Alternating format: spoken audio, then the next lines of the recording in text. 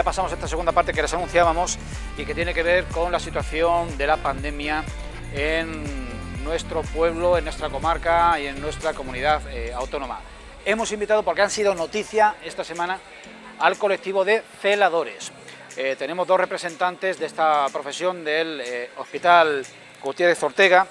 Ellos son Esperanza Serrano. Esperanza, ¿qué tal? Hola, buenas tardes. Gracias por acompañarnos. Y Luis Fernando Sánchez Verdejo. ¿Qué tal, Luis Fer? Buenas noches, bien. Ambos formáis parte de la plataforma del reconocimiento para los celadores, reconocimiento el celador ya, de ámbito nacional, que ha surgido, tiene su origen precisamente en esta situación de pandemia, porque bueno, no se está reconociendo como personal de máximo riesgo, pese a estar en contacto desde la entrada misma del hospital con las personas afectadas. Esta misma semana habéis tenido una comparecencia entre los medios de comunicación, una concentración, una especie de pequeña testimonial, simbólica protesta a la entrada del centro sanitario. Explicarnos básicamente en cuáles son vuestras reivindicaciones y las razones que os sustentan y que os avalan ante la opinión pública y ante las autoridades sanitarias.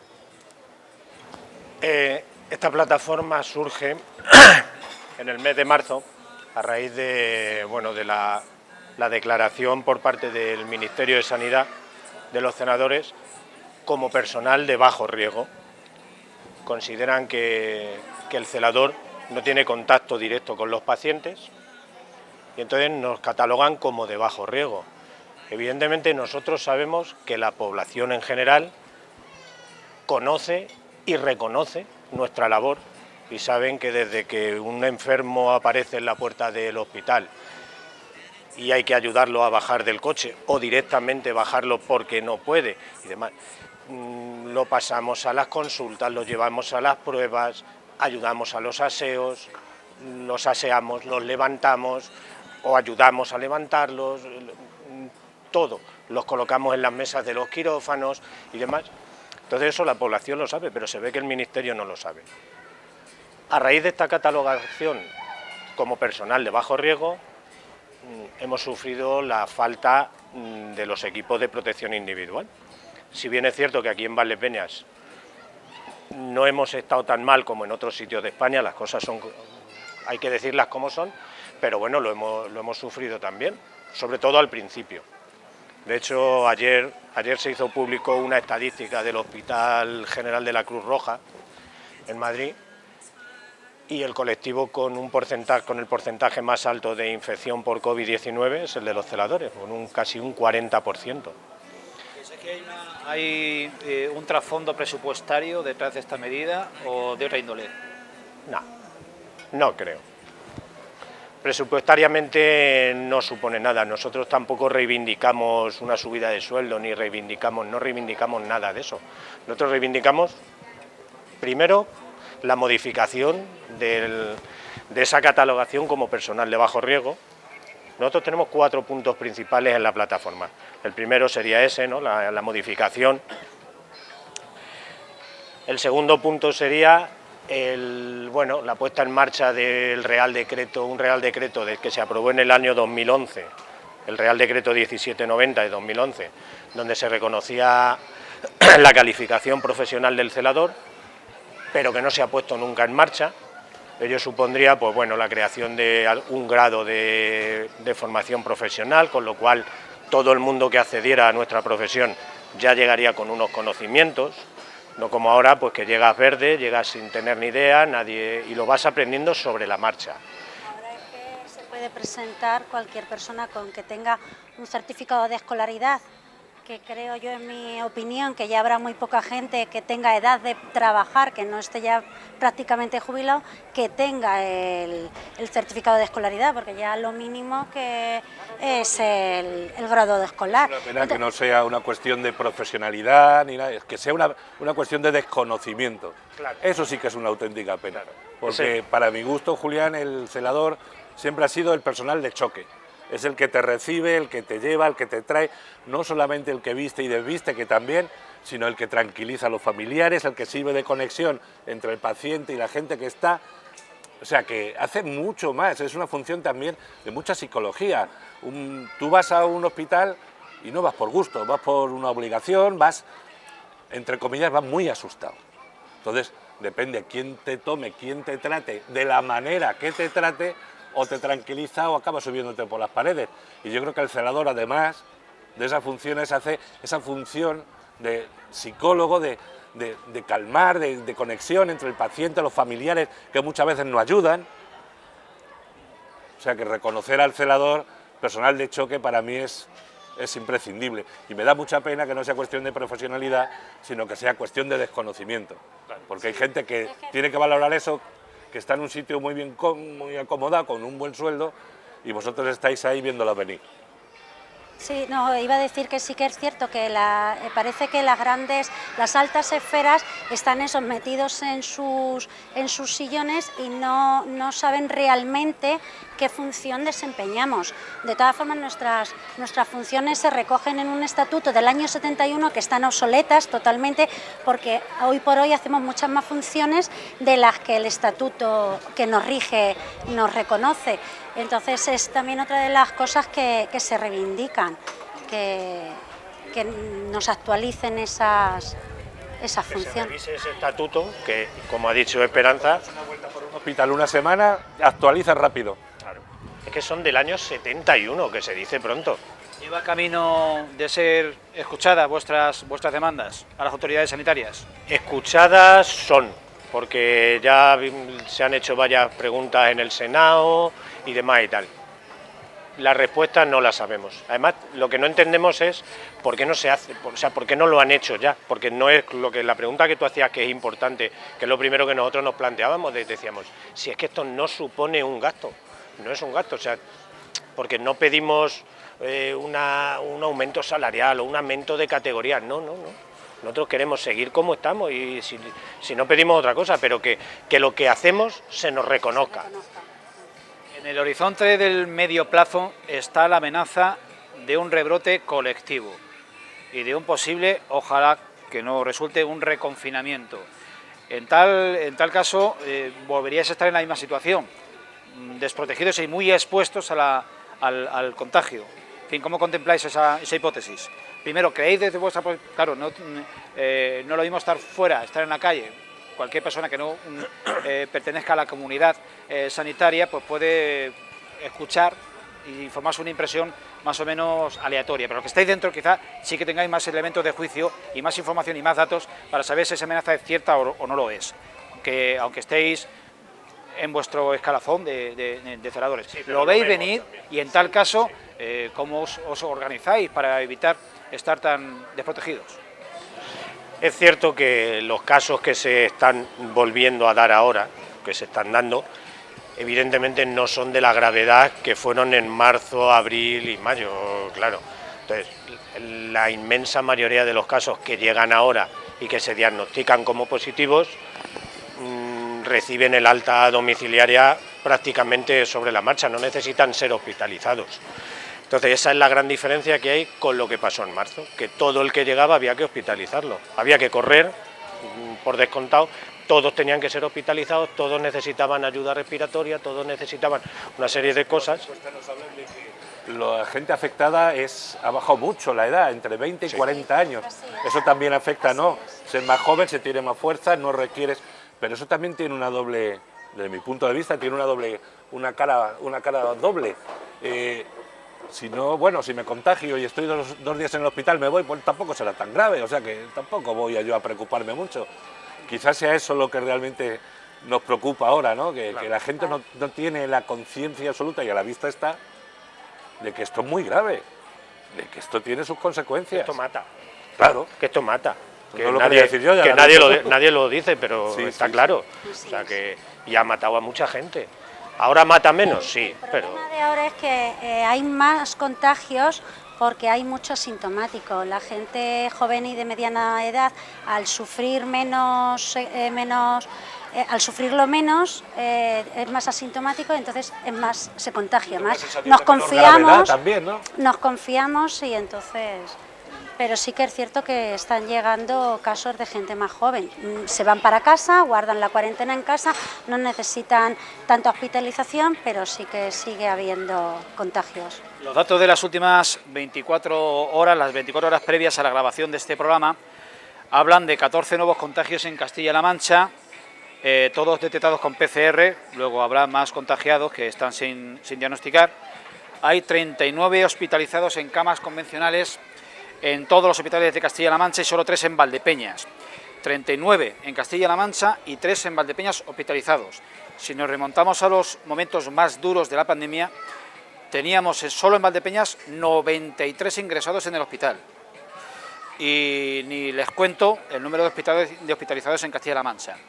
En las últimas 24 horas han fallecido 4 personas en nuestra región, una de ellas en la provincia de Ciudad Real.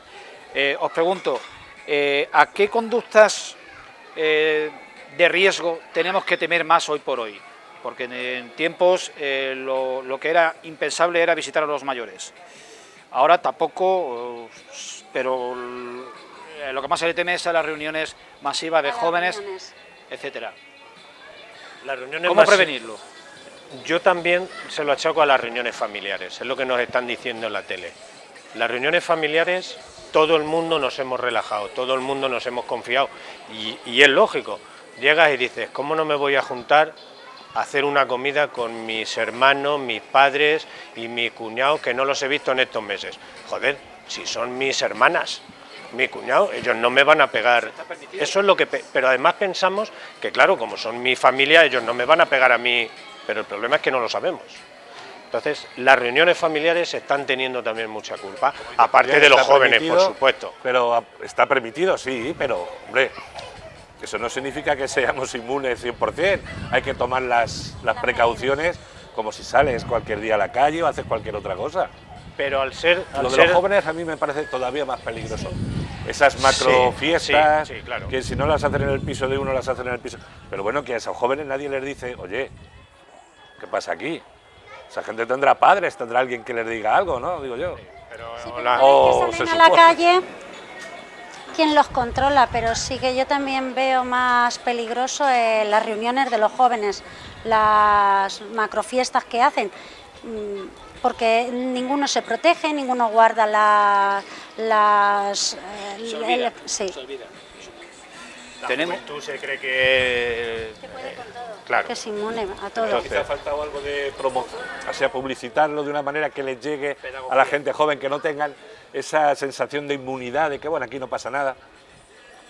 Quizá nos ha faltado llegar hasta ellos porque estamos mentalizados que a la gente mayor les afecta muy duramente, pero parece que como que la gente joven tiene ese punto de inmunidad, como claro, no hemos sabido llegar a ellos.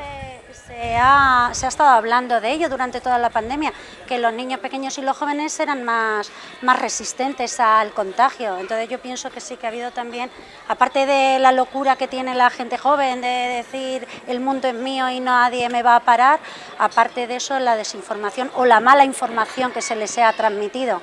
Bien, por seguir dando datos de hoy, estamos hablando de en todo el país más de 200 rebrotes, más de 200 contagios colectivos. Se viene hablando desde el principio de semana del asentamiento de obreros en Albacete y de ese rebrote masivo en Socuéllamos con en torno a un centenar de contagios. Ojo y tómese la información con pinzas, se nos ha hablado hoy, no diremos dónde, de una población muy próxima, donde se está intentando verificar si hay un rebrote en una población del entorno de Valdepeñas que no citaremos hasta que no se confirme de manera oficial. Con esa perspectiva de que podamos volver a contagiarnos colectivamente, os voy a pedir, por si sirve de pedagogía y de prevención, cómo vivisteis esos momentos más tremendos cuando muchas de las personas, de los profesionales sanitarios, llegaban a su casa después de la jornada y a la hora o a las 2 horas les sobrevenía un ataque de ansiedad galopante. ¿Cómo lo vivisteis? Los días más duros. Esperanza puede hablar mejor porque ha estado yo estaba en el servicio de urgencias, yo estoy en el servicio de urgencias. Yo siempre lo resumo lo mismo, fue un tsunami.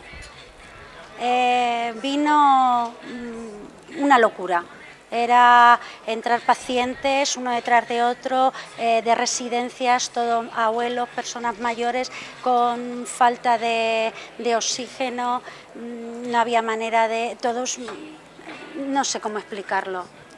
ya os digo, como una película de terror. La sensación de no llegar. llegar. De decir... Íbamos todo el personal corriendo, todos deprisa, y es todos que era una ambulancia, dejándote lo que tenías, y lo peor era la sensación de decir, y no llego, y no llego, y no llego. Y no llegábamos, no se llegaba. ¿Qué habéis aprendido a nivel organizativo? Claro, esto ha sido un máster en toda regla, pero ¿qué habéis aprendido? O sea, ¿en qué ha variado la organización de vuestro trabajo como celadores dentro del hospital a partir de ahora? Esto es una antes y un después. ¿Qué va a quedar? Realmente nosotros los celadores seguimos trabajando prácticamente igual, con la única salvedad que, bueno, que hay, digamos, un equipo que está en la zona COVID, que se llama, que en el hospital... Se han hecho 2 circuitos en el hospital. Un poco para que la gente lo Bueno, pues hay como si digamos, 2 urgencias. Una, las urgencias respiratorias, que hay un equipo de profesionales, tanto médicos, enfermería, auxiliares y celador, y luego otras urgencias paralelas para el resto de patologías. Cualquier persona que viene con sospecha de COVID, que tenga aunque sea solamente un síntoma compatible con COVID, se le tría, se hace un triaje especial y se le envía al circuito de COVID. Se le hace las pruebas oportunas. Si es positivo, se sigue tratando allí, o se manda para casa, o se ingresa en las habitaciones que todavía hay abiertas para COVID, y si no es COVID, pues se le manda al circuito de limpio, que le llamamos nosotros. Hubo una, digamos, evacuación de la zona de la especialidad de maternidad, y no sé si también de ginecología y obstetricia, al Hospital de Ciudad Real. ¿Cómo ha sido ese retorno, ese volver a recuperar la normalidad en cuanto a áreas y atenciones dentro del hospital? Pues fue poco a poco. Sí, conforme se fueron dando altas y fue entrando menos pacientes, poco a poco se fueron liberando camas de COVID, se fue haciendo la desinfección correspondiente y lo primero que se trajo fue la especialidad de obstetricia, de maternidad, para que las embarazadas no tuviesen que desplazarse a Ciudad Real. Fue la primera. Pues yo siempre he tenido la misma sensación, y es que nos ha faltado, yo creo, unidad en todo esto. Me explico. Es normal que cuando te viene algo que no conoces cometas errores a la hora de tratarlo, pero yo creo que ha llegado un momento en que alguien tiene que haber cogido la batuta y pegar un puñetazo en la mesa y decir, no, aquí mando yo y el responsable soy yo, ¿vale? Y eso, yo creo que el no hacerlo ha perjudicado toda la cadena que eso lleva detrás, para que se produjeran, como vosotros habéis dicho, las carreras. Yo no llego, vas como pollo sin cabeza, resulta que no tengo el traje adecuado. A ver qué pasa, ¿no? A la hora de pedir, pide uno, no piden 17 comunidades autónomas a la vez, esto es un pitorreo, ¿a quién hacemos caso? Uno, que pida unidad, coordinación. Por eso es lo que ahora tememos todos. Ahora el Ministerio de Sanidad ha dicho, vale, ahora la responsabilidad de las comunidades autónomas. ¿Estamos realmente preparados para recibir una segunda ola, si la recibimos? ¿Estamos realmente preparados? ¿Ha servido de algo? Yo en mi opinión creo que sí. Mira Cataluña y en Aragón, las comunidades autónomas tienen ahora el mando, y la cosa, cuando se desboca, se desboca. Es que a lo mejor han corrido demasiado, porque recuerda que, sobre todo, por ejemplo, Cataluña, eran los que exigían pasar corriendo a la siguiente fase y pasar a la siguiente fase. Claro, yo entiendo que económicamente esto ha sido un palo brutal a la economía de este país, vamos, de este país y de todos, ¿no? Entonces, ellos sobre todo querían salvar la economía, pero no calcularon que por salvar la economía íbamos a volver a lo que estamos volviendo, a los rebrotes. Entonces, Cataluña lo que le ha pasado ha sido eso. Han querido correr tanto en pasar a la nueva normalidad que han tenido que recular. Galicia también, ¿eh? No tiene ningún caso.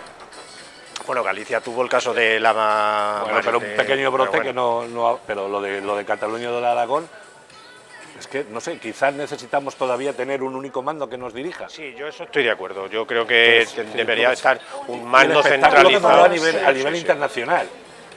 Pues yo, no sé, no lo entiendo, es que sigo sin entenderlo.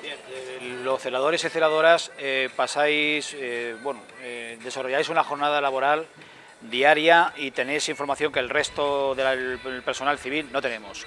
¿Está la vacuna más cerca? ¿Confiáis en esa hipótesis o está todavía demasiado lejos para lo que nos gustaría? Confiamos, pero evidentemente conocimiento no tenemos. Confiamos igual que el resto de la población. Ojalá. Ahora se oye que hay... La de Reino Unido. Reino Unido parece ser que es la más adelantada. Pero además, es que nosotros realmente tenemos la información que el resto tenemos la misma. Sí, es verdad que ahora, como todos nos vamos a hacer epidemiólogos en España, pues bueno, sabemos que... Como celadores, una pregunta que yo tengo, ¿el apoyo de los compañeros lo habéis recibido de los otros médicos, lavandería, gente que está en... ¿Qué tal? Tenemos el apoyo, digamos, de boquilla. Sí, es verdad que, por ejemplo, el otro día no fue una manifestación, en la concentración que hicimos, bueno, bajó personal a ayudarnos y demás, hubiéramos deseado que bajara más gente. En todos los hospitales de España ha pasado lo mismo, ¿no? Al fin y al cabo somos el último eslabón, el eslabón perdido de... Sois el primero que recibe al paciente. Y por desgracia el último que lo despide. El último que lo despide. Para bien o para mal, somos los últimos también. ¿Con que sí o con que no? La respuesta de vuestros compañeros. Ni sí ni no, sino todo lo contrario. Podría ser más satisfactoria, ¿no? Sí, vale, lo dejamos ahí. Luífer, Esperanza, ¿falta personal de vuestro departamento, faltan celadores en el Servicio de Salud de Castilla-La Mancha? Actualmente no. Creo, por lo menos nosotros hablamos por el hospital nuestro de aquí.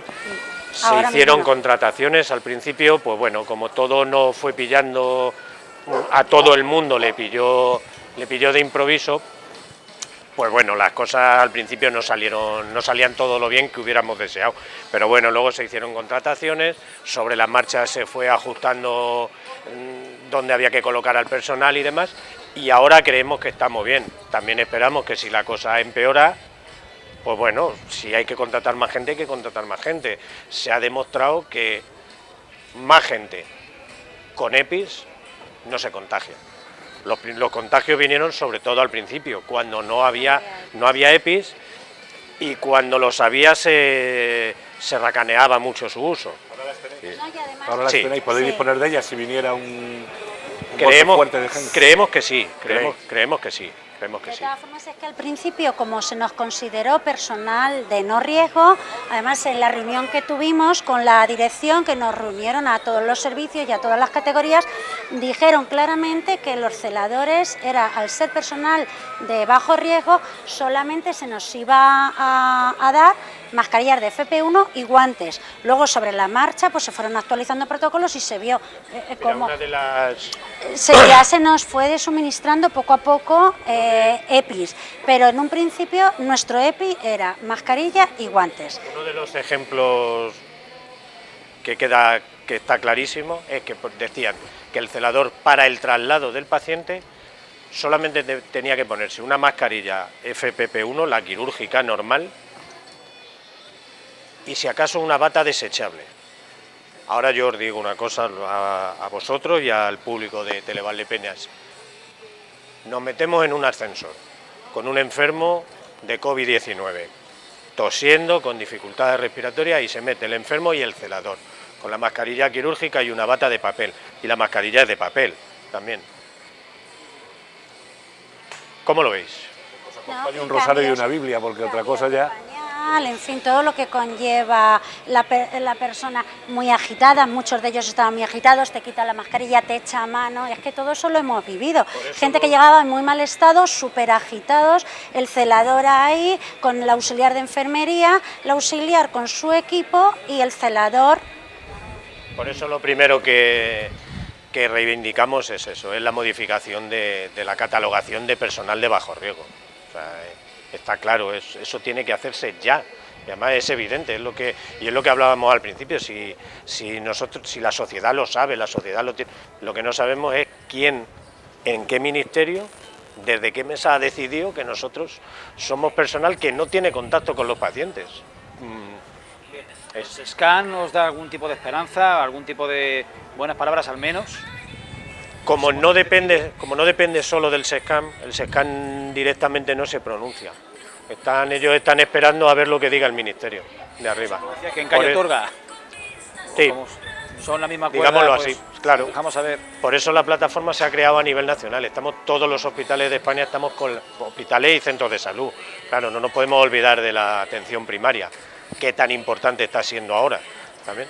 Pero estamos todos con la misma problemática. Los celadores tenemos la misma problemática en toda España. A los pacientes, imagino, ¿qué habéis recibido de ellos? Bueno, de los ¿Más apoyo de lo que hablábamos antes? Los pacientes tampoco se pronuncian mucho. Es verdad que nosotros la satisfacción que tenemos cuando, yo lo cuento muchas veces, cuando tú sales de una habitación y ves al pobre abuelito que toca, que no lo conoces de nada, pero ves que le ha sacado una sonrisa, que se ha alegrado y demás y tal, yo ya me voy a mi casa diciendo, hoy ya me gana el sueldo, macho. Sí que es cierto que en esta pandemia los familiares, por regla general, se han portado porque tenían que dejar a sus pacientes, a sus familiares los tenían que dejar solos en las condiciones en las que los dejaban. Y por regla general los familiares han sido y el celador es el que está de cara a ellos. Hay veces, tú como celador les tienes que decir, no puedes pasar, tienes que pasar solo, no puedes pasar acompañado.